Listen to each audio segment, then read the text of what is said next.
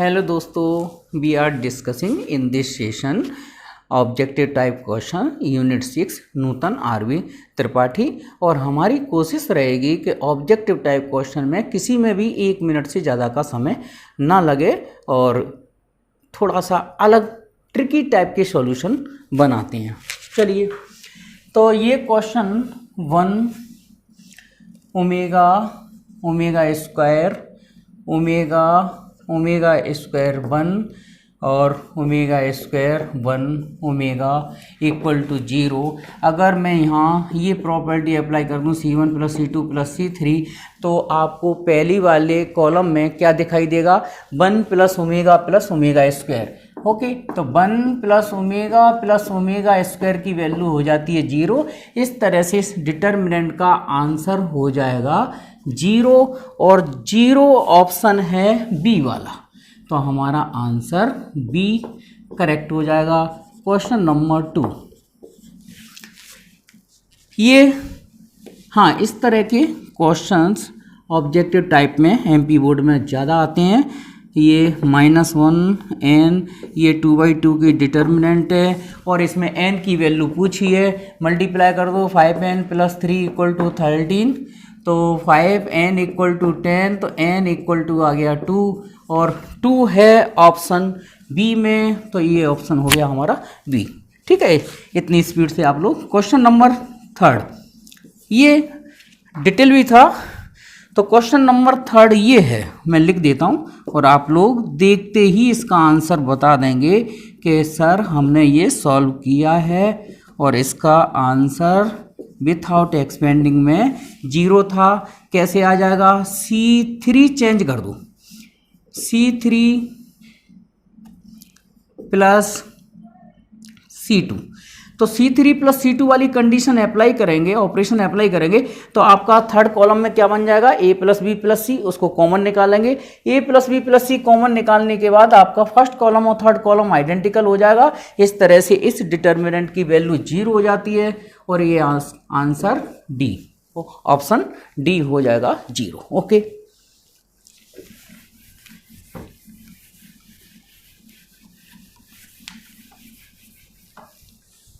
इसके बाद 4th वाला डिटर्मिनेंट 2 0 3 -1 2 -5 -2 -1 0। आंसर कितना होगा, और हम इसे किससे एक्सपेंड करें, C1 से। C1 से एक्सपेंड करेंगे तो 2 का कोफैक्टर आ जाएगा इस, हाँ 2 का कोफैक्टर ये 0 प्लस का 5, मतलब 0 माइनस 5, फिर 0 का लिखना नहीं है, प्लस 3 का कोफैक्टर आएगा 1 और प्लस का 4, तो माइनस का 10 और ये 15, तो ये 5 आंसर।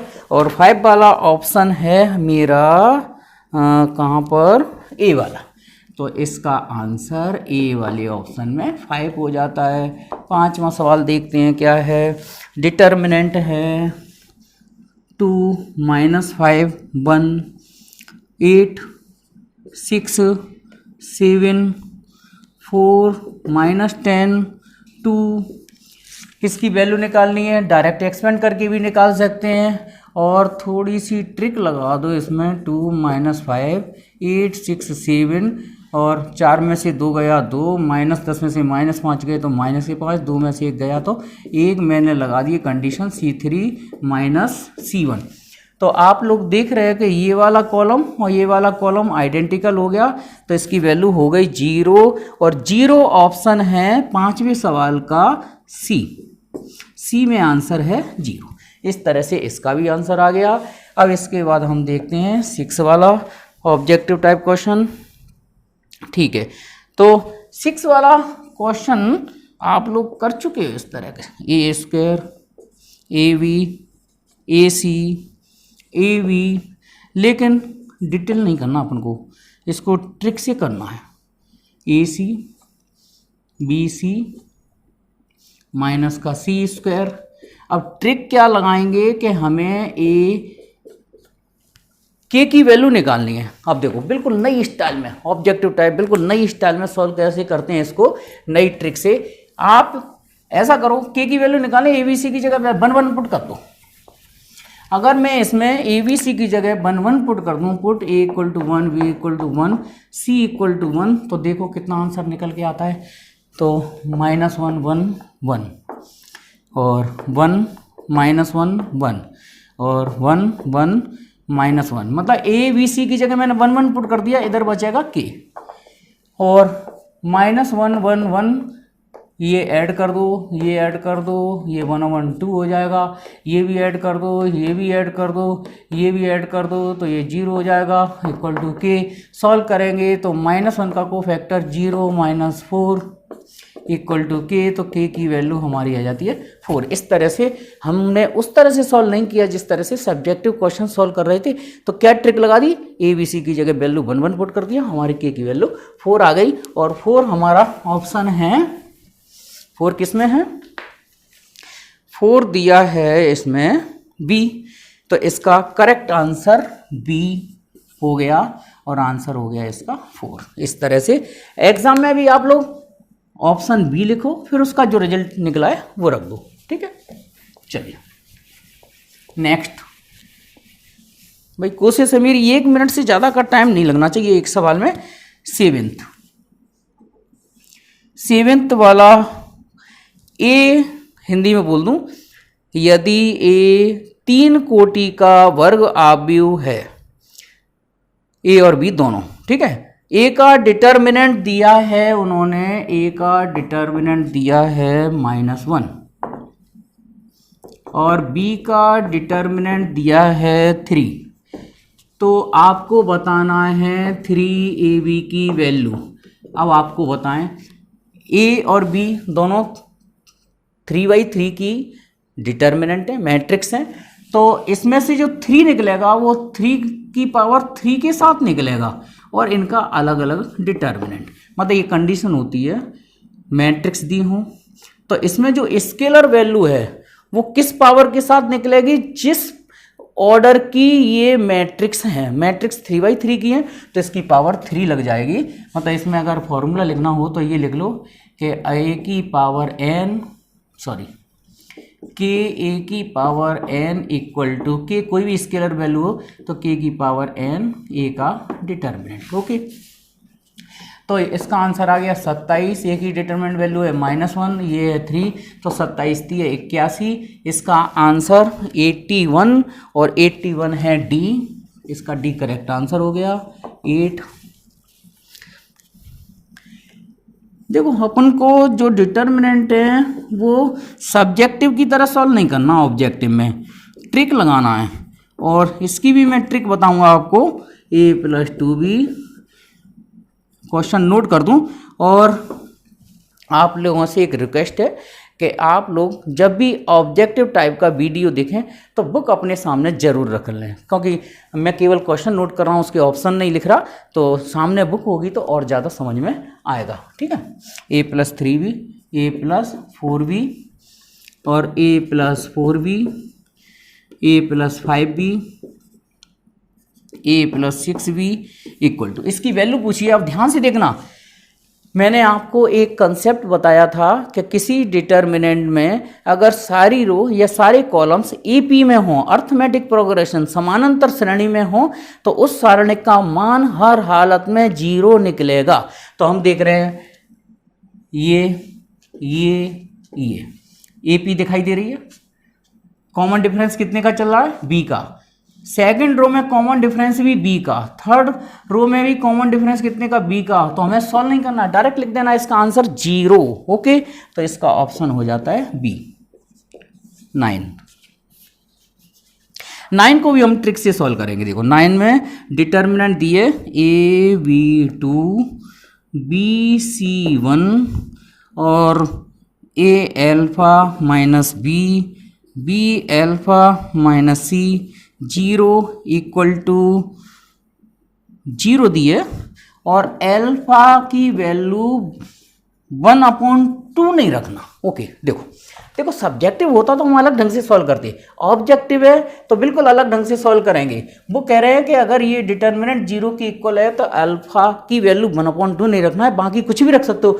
तो बाकी कुछ भी रख सकते हो तो मैं अल्फा को पुट कर रहा हूँ इसमें 0। अब अल्फा को 0 पुट कर दिया तो ये बचा AV2 BC1 और minus B minus C 0 equal to 0।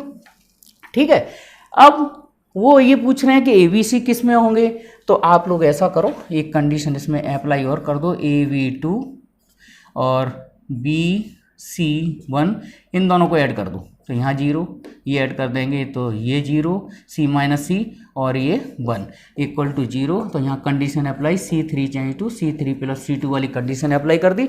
अब मैं 1 के रेस्पेक्ट में इसको ओपन कर रहा हूँ, तो 1 के रेस्पेक्ट में माने कुल मिला के C3 से इसको एक्सपेंड किया जा रहा है, तो 1 का कोफैक्टर ये बचेगा, तो AC equal to B square. तो हम कह सकते हैं कि ABC इन GB, ABC काय में होंगे गुणोत्तर श्रेणी में। तो आप लोग देख रहे हो कि ट्रिक पर ट्रिक अप्लाई करने के बाद ये ऑब्जेक्टिव टाइप क्वेश्चन बड़ा इजी वे में सॉल्व हो जाते हैं। देखो मेरा टारगेट यही है, इनके सारे सॉल्यूशन बुक में दिए हैं, मगर आप लोगों तक ऐसी ट्रिक पहुंचे जिससे ये ऑब्जेक्टिव में ज़्यादा समय ना लगे, 1 मिनट से ज़्यादा, और ट्रिक से सॉल्व हो। ठीक है, जिससे आपकी मेहनत भी बचे और एग्जाम में टाइम भी बचेगा।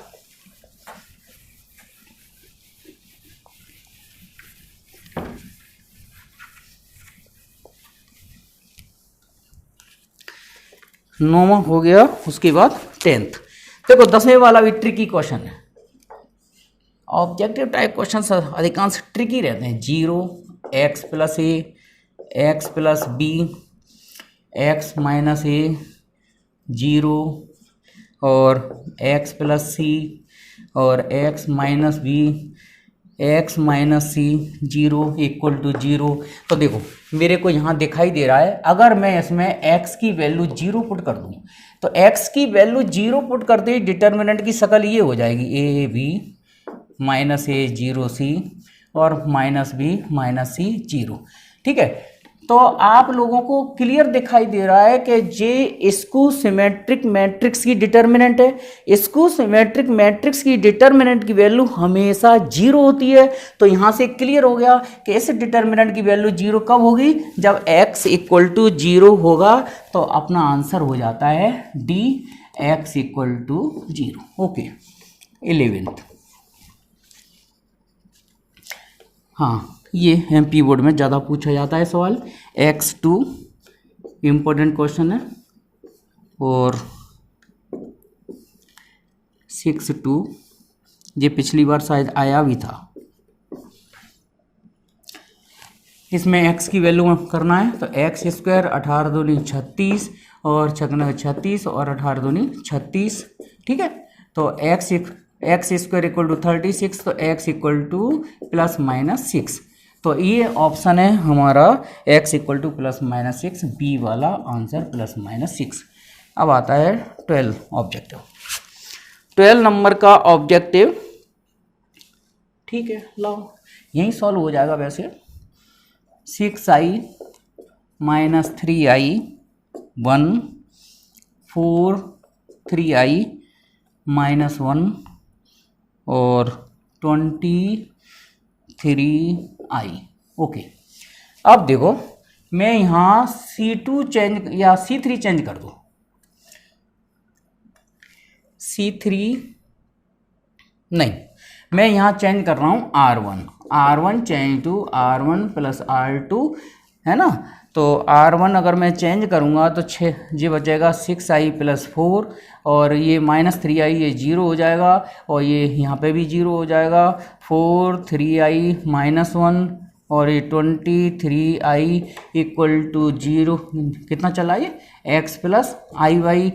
अगर मैं इसे इससे एक्सपेंड करूँ 6i प्लस 4 से, तो ये बचेगा, चलो इधर, हाँ 6i प्लस 4 और इसका कोफैक्टर बना 6i प्लस 4 का 3i स्क्वायर और प्लस का 3। तो आपको पता है कि i स्क्वायर की वैल्यू क्या होती है, -1। -1 होती है तो ये 6i + 4 और ये हो गया -3 + 3 इक्वल टू, तो ये 0 हो गया x + iy। कोई भी कॉम्प्लेक्स नंबर जब 0 के इक्वल होता है तो x और y की वैल्यू क्या हो जाती है 0 0, तो x की वैल्यू भी 0 और y की वैल्यू भी 0 कंपेयरिंग करने के बाद तो आंसर हो जाता है हमारा डी करेक्ट आंसर है इसका। ओके,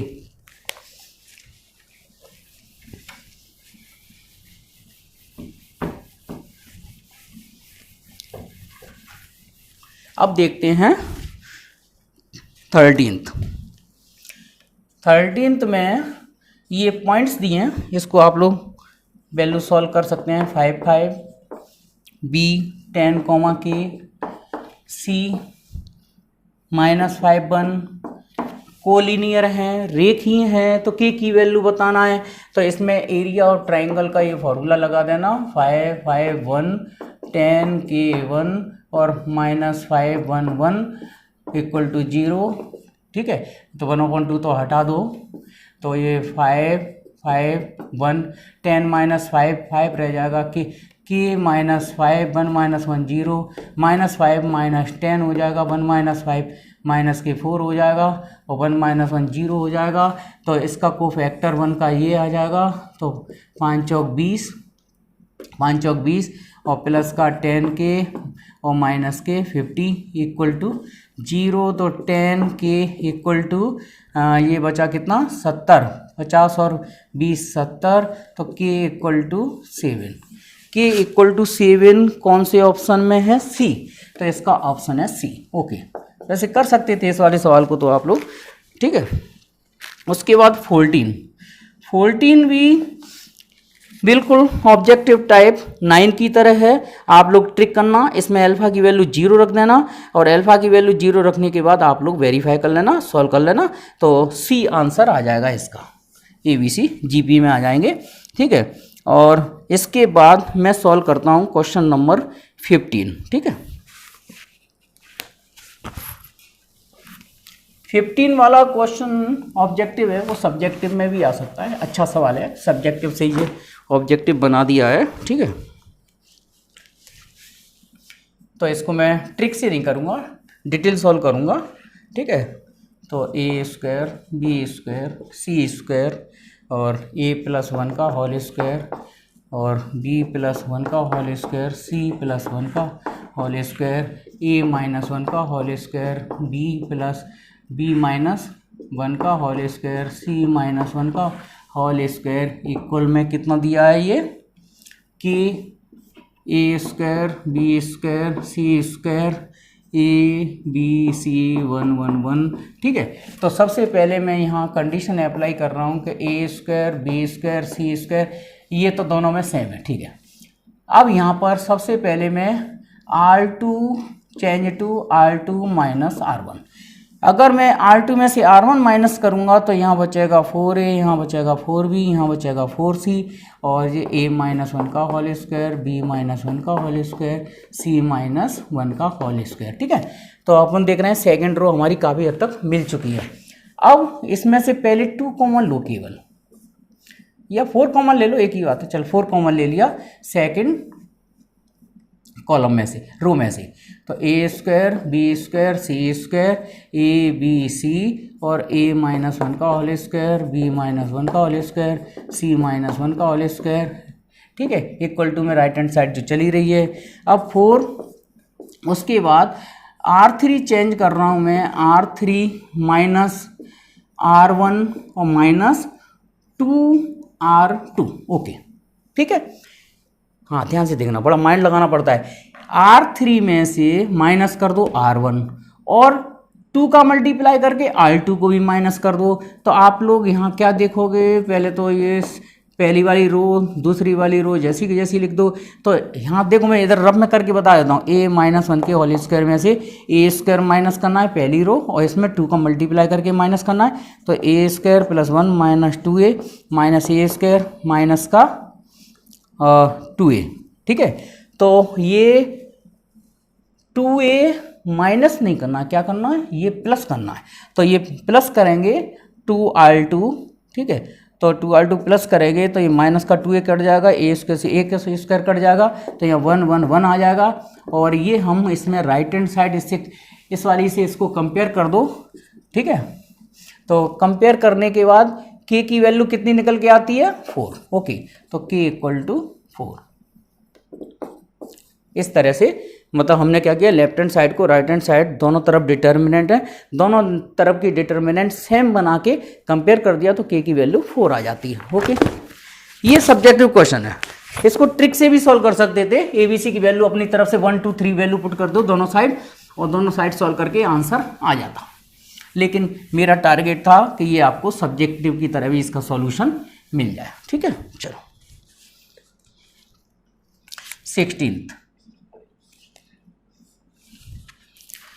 16th वाला क्वेश्चन है 1 + a 1 1 1 1 + b 1 और 1 1 1 + c इक्वल में 0 दे दिया है, तो 1/a + 1/b + 1/c की वैल्यू पूछ रहे हैं कितना होगा। तो मेरे को पता है, देखो फ्रैक्शन बनाना है तो r1 में a का डिवाइड दे दो, ठीक है। तो ये बन जाएगा 1 + 1/a, मतलब 1/a + 1 1/a 1/a। Second row में b का डिवाइड दे दो 1/c + 1/c, इसमें 1/b, और इसमें c का डिवाइड दे दो 1/c 1/c 1/c + 1 equal to 0। और r1 चेंज टू कर दो r1 + r2 + r3। उसके बाद r1 में चेंज करने के बाद तुम्हें वैल्यू मिल जाएगी 1 + 1/a, कॉमन लेने के बाद मैं यहाँ डायरेक्ट लिख देता हूँ। तो यहाँ 1 1 1 मिल जाएगा, और बाकी का जैसा का जैसा छोड़ दो 1/b + 1 1/b 1/c 1/c 1/c + 1 equal to 0। तो आपके दो क्वांटिटी का प्रोडक्ट 0 मिल गया। देयरफॉर केवल इसकी वैल्यू पूछिए 1/a 1/b 1/b 1/c equal to 0। तो 1/a + 1/b + 1/c equal to -1। तो केवल इसकी वैल्यू पूछिए 1/a 1/b 1/c की वैल्यू -1। ऑप्शन तुम्हारा बी है, ओके। तो ये भी लगभग डिटेली सॉल्व हो गया।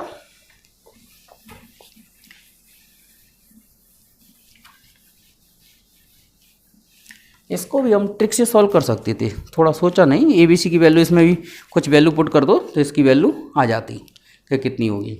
चलो अब इसके बाद 17 वाला डिटर्मिनेंट बुक में है a - b b - c, लेकिन फिर भी मैं आपको एक ट्रिक से इसको बताऊं कि ट्रिक से इसका आंसर हम बिना सॉल्व किए निकाल देंगे। a - b c - a b b - c। जबकि मतलब जब भी आपकी साइक्लिक डिटर्मिनेंट हो और सारी वैल्यूज किसमें माइनस में, a - b b - c c - a।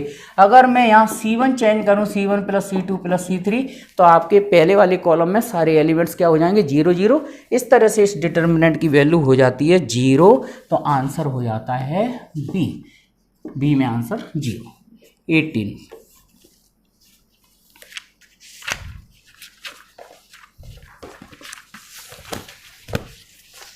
18th बिल्कुल सिंपल है। 2/2 की डिटर्मिनेंट है sin 30 degree cos 30 degree minus sin 60 degree और cos 60 डिग्री। और घबराइए मती, आपके MP बोर्ड में इसी तरह के क्वेश्चंस आते हैं। तो मल्टीप्लाई कर दो sin 30 cos 60 और प्लस sin 60 इंटू cos 30। तो आपको ये फॉर्मूला दिख रहा है sin A cos B और cos A sin B, ठीक है। तो ये sin 60 + 30 की वैल्यू A + B का फॉर्मूला लग गया sin 90 की वैल्यू होती है 1। तो sin 90 1 वाला ऑप्शन है A वाला। तो इस तरह से A ऑप्शन 1। 19 ये भी इसी तरह से 2/2 की डिटर्मिनेंट है, डायरेक्ट आंसर निकल रहा है इसका। 2 cos θ - 2 sin θ और sin θ और cos θ इसकी वैल्यू पूछी है, मल्टीप्लाई कर दो तो माइनस का 2 cos स्क्वायर θ और प्लस का हो जाएगा 2 cos स्क्वायर θ प्लस का। 2 cos थीटा, cos है 2 cos स्क्वायर थीटा, और जी प्लस का हो जाएगा 2 sin स्क्वायर थीटा। तो 2 कॉमन ले लेंगे तो sin square theta plus cos square theta, और इसकी वैल्यू हो जाती है 1। तो आंसर 2, और 2 दिया है ऑप्शन सी में, तो ये आंसर हो गया सी वाला। और आज के वीडियो का लास्ट 20 सवाल, और नेक्स्ट वीडियो में लेंगे अपन कितने 18 सवाल, टोटल 38 है। हाँ, ये वाला भी ट्रिकी है, इसको अच्छी तरह से समझा दें क्योंकि ये इम्पोर्टेंट भी है। इसी तरह के क्वेश्चंस ऑब्जेक्टिव टाइप में आ जाते हैं, चाहे एमपी बोर्ड हो चाहे सीबीएसई बोर्ड हो। ए वाली तुम्हारी मैट्रिक्स है वो 3/3 की मैट्रिक्स है, और ए का डिटरमिनेंट नॉट इक्वल टू 0 माने नॉन सिंगुलर मैट्रिक्स है, और 3A